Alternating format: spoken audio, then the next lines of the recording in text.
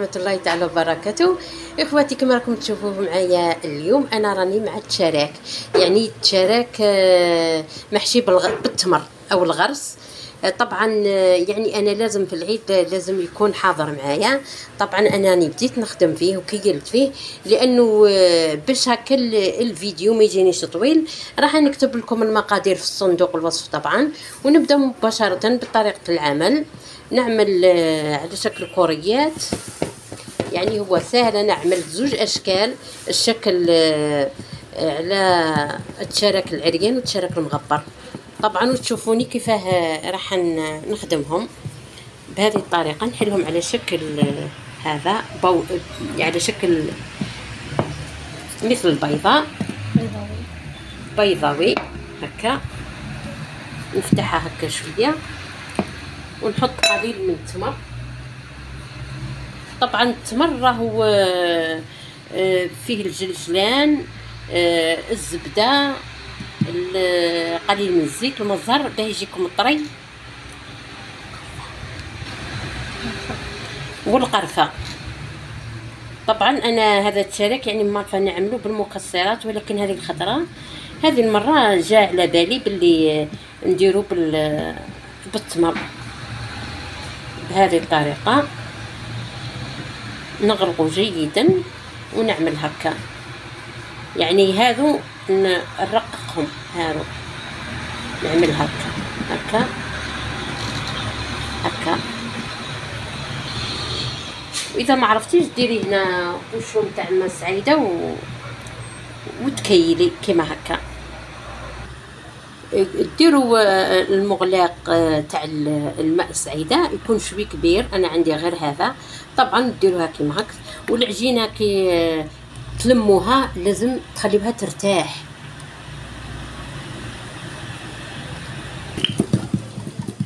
طبعا الغرس ها هو راه نحط بهذه. انا عيني ميزاني نعرف يعني ندورها، تعملوها دوره، تزيدي لها دوره وخلاص هكا وتغلقي. هذه اللي رانا نغلقوا فيها نحطوها، لازم تشفاو عليها باش نحطوها في البلاطو، هي اللي من الاسفل.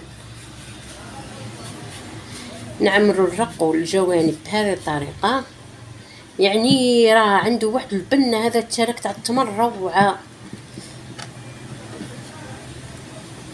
هكا.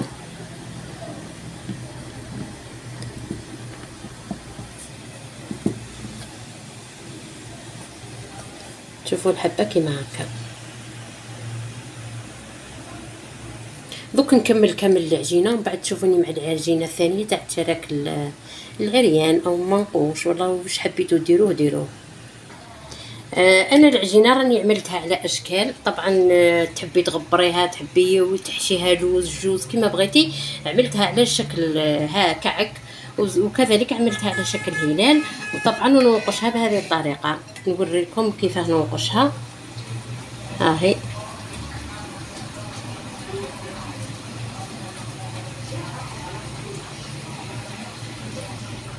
انا راني محبيتش نعطيكم المقادير ونبدا بطريقه العمل مباشره، يعني باش هكا الفيديو ما تملوش منه. وراح ان شاء الله في مناسبات اخرى جايين راح نعملوا لكم كامل الطريقه. هاي جاتني كيفاه بهذه الطريقه النقاش، هو راهو محشي بالتمر. دوك نزيد نعمل لكم واحده اخرى.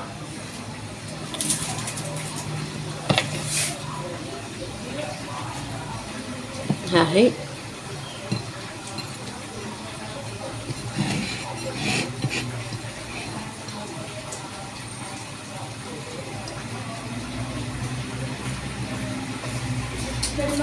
نبدا لهنا من نص الحبه ونكمل هذه الطريقه.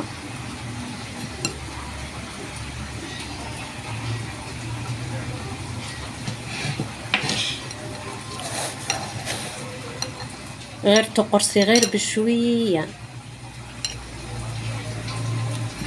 تكملي منا.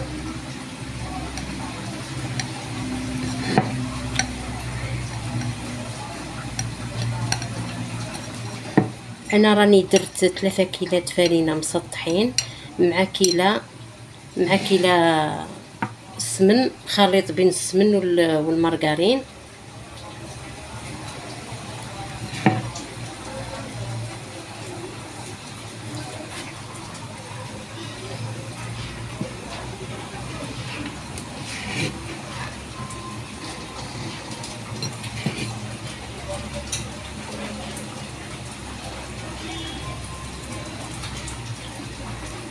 بهذه الطريقة جاي هكا. هاي نرفد الحبة ونحطها في البلاطو. قلت لكم 3 كيلات، كيلة تاع سمن ومارغرين، وقليل من السكر الأرطب، رشة تاع الملح، لافاني. وطبعا التشكيلة الثانية ضفت فيها صفار بيضة، فنجان حليب، فنجان زيت. وراحين طبعا تلقاهم في صندوق الوصف، راح نحطهم لكم.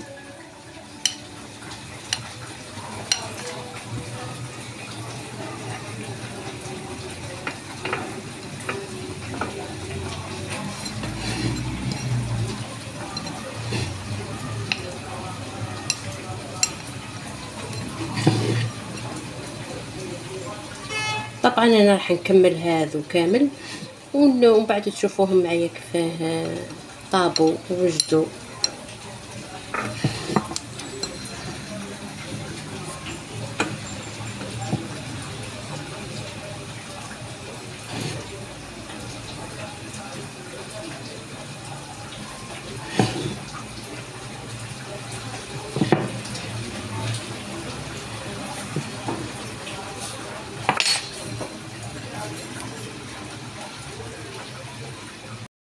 كما راكم تشوفوا التراك نتاعي، هذا اللي راح نديرو نغلفو بالسكر كلاصي. طبعا وهذا راح نخليهم كما راهم، يعني تراك نقاشه وعريان ولا كل واحد كيفاه يسميه. طبعا وهذا درتو في البيض ولوز ديفيلي. طبعا درت التشكيله يعني عجينات وشكلتها، وطبعا عملت هذه كذلك. ودرك نزينهم وتشوفوهم معايا جاهزين. وطبعا ما ننساش المقادير راح نكتبهم لكم في صندوق الوصف. طبعا كما هذو اللي راح نعملهم سكرهم، راح نعملهم في الشربات، ومن بعد ندير لهم سكر كلاص. الشربات عملت كيلة نص تقريبا، ناقص اصبع من المزهر، ونضيف له الباقي ماء حتى يولي بهذه الطريقة شفاف، وكاس سكر، ونخليهم يغليوا مدة 10 دقائق، ونغلق نسكر عليهم. هذه هي الطريقة اللي نديرو بها ونسكروا بها التشارك تاعنا. انا الحبات هذو راني عملتهم بالسكر كلاصي. طبعا عندي لهنا حبات هذو راح نعملهم الطليه، ونوري لكم طريقه الطليه كيفاه. يعني عملت عجينه واحده وراح ننوع فيها. طبعا لهنا عندنا الحليب، عندي نعمل 3 مغارف يكفيوني، 1 2 3، اذا ما كفاوش نعملوا 6. ونعمل 3 مغارف زيت،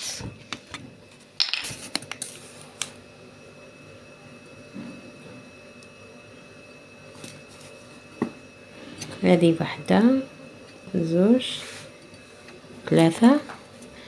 ومزهر 3 مغارف كذلك، وعصير حبة ليمون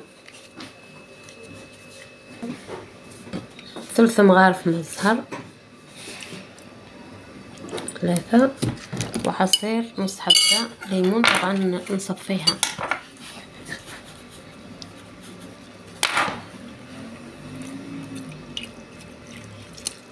المهم عصير الليمون 3 مغارف او حوالي فنجان.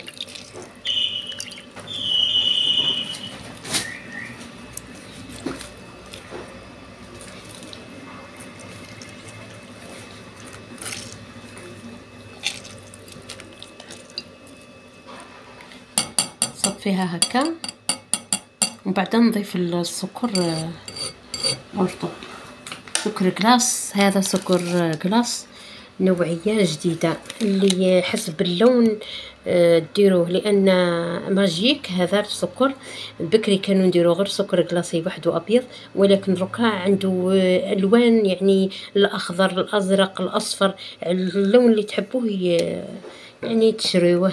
انا جبت هذا اللون الوردي. طبعا خلطت شويه هكا.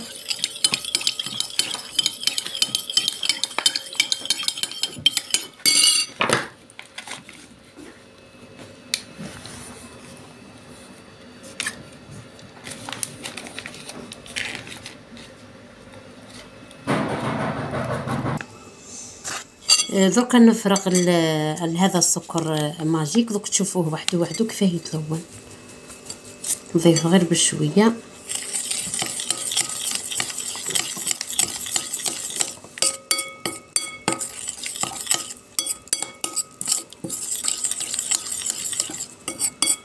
انا على اساس راني شاريته لون وردي.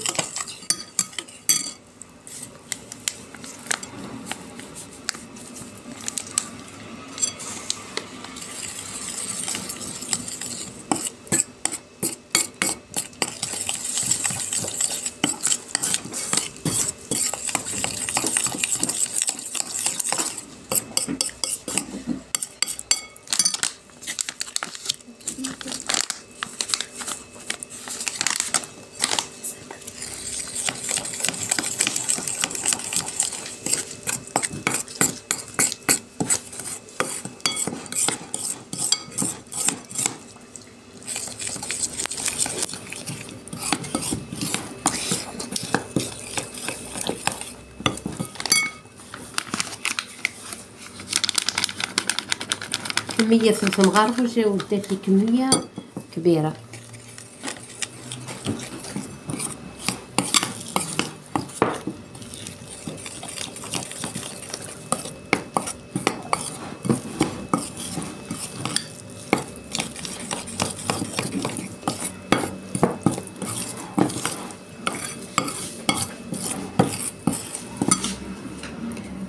كما تشوفوا انا راني خلطت الخليط جيدا، واذا الساشيات تاع السكر كلاصي هذو تاع الملون ما جاوكمش، يعني غلطتوا فيهم وجاوكم بيض ولا حاجه، تقدروا تضيفوا الملون عادي، ما كان حتى مشكله. هذه الطليه لازم تخلطوها بالبيان، تخلط مليح. طبعا راح نوري لكم واحده كيفاه نديرها بهذه الطريقه هكا.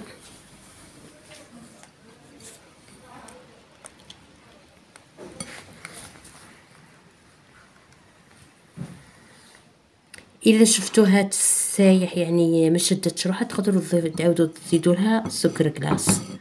ونكملهم كامل بهذه الطريقه ونعاود نرجع لكم.